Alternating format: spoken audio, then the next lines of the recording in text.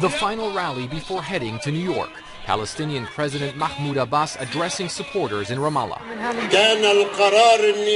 The final decision is to head to the United Nations tomorrow, he says, to enhance the position of Palestine to an observer state in the United Nations, and it is the first step to achieve all our national Palestinian rights. If the Palestinians win a majority in the UN General Assembly, the UN will recognize Palestine as a non-member observer state, like the Vatican, its territory to include the West Bank, Gaza, and East Jerusalem.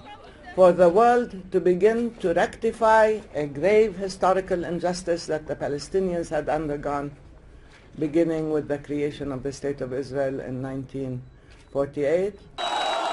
Some observers think Mahmoud Abbas needs the UN vote to regain authority among Palestinians. While the West Bank remained quiet, the Islamist Hamas, which controls Gaza, exchanged fire with Israel this month, its armed wings shooting hundreds of missiles into Israeli territory during a week of conflict.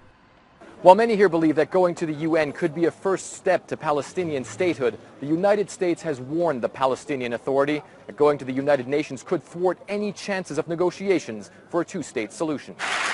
Last year, a bid for full statehood at the UN ran into U.S. opposition.